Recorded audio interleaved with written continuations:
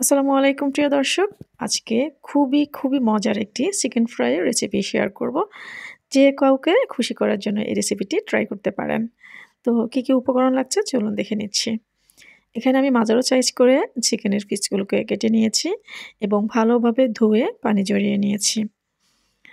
এবারে আমি এর সাথে সয়া সস দিয়ে দিচ্ছি ১ টেবিল চামচের মতো, চা চামচ না খেয়াল রাখবেন। আর ভিনেগার দিয়ে দিচ্ছি ১ চা চামচের মতো। আর ১ টুকরো লেবু আমি এখানে রস বের করে দিয়ে দিচ্ছি। সেই সাথে দিয়ে দিব আদা রসুন পেস্ট।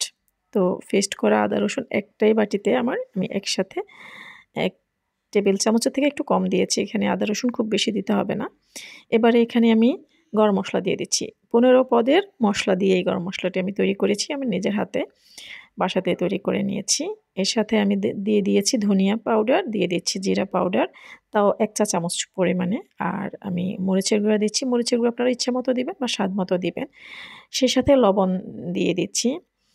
এর সাথে আমি এখানে রান্নার যে তেল এড করে দিচ্ছি।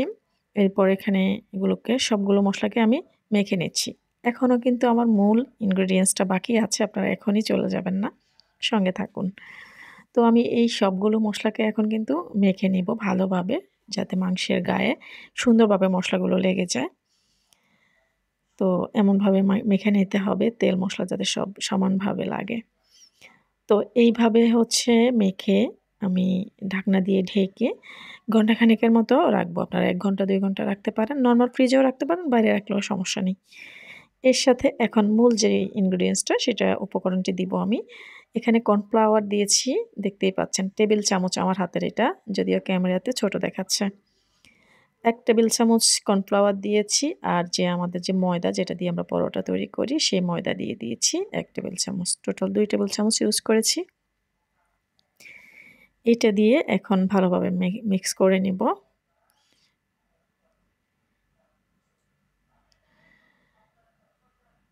তো মিক্স করা যখন হয়ে যাবে এরকম, এবারে হচ্ছে আমাদের অন্য যে চিকেন পার্টের পালা। আমি চুলায় প্যান বসিয়ে দিয়েছি আর তেল দিয়ে দিয়েছি, রান্নার তেল।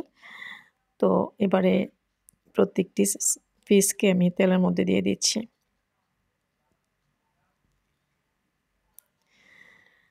তো আপনারা তেলে দেওয়ার আগে লবণটা একটু চেখে নিবেন, যদি লাগলে দিয়ে নিবেন।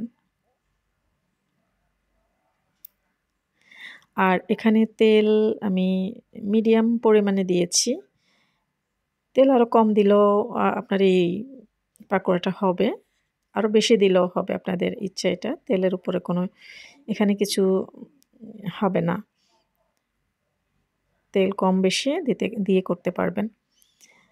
তো এক পিঠ হয়ে হতে আমার প্রায় ৭-৮ মিনিটের মতো লেগেছে। আমি এবার উল্টে দিচ্ছি। উল্টে যে অপর পিঠটি আছে উল্টে দিচ্ছি। এখানে কিন্তু মূল কথা হচ্ছে আপনারা আস্তে আগুন দিয়ে ঢেকে দিবেন না, তাহলে কিন্তু রস ছেড়ে দেবে। তো সবগুলো আমি ডাবল করে এপিট করে ভেজে এবারে একটি প্লেটে নিয়ে নিচ্ছি। বাচ্চাদের, বড়দের আপনারা বা মেহমানদের যাকে খুশি করতে চান এই রেসিপিটি ট্রাই করবেন। ভিডিওটি ভালো লাগলে লাইক করবেন, কমেন্ট করবেন, শেয়ার করবেন আর আমার চ্যানেলটিকে সাবস্ক্রাইব করে দিবেন। ফিরে আসবো নতুন ভিডিও নিয়ে। আল্লাহ হাফেজ। আসসালামু আলাইকুম।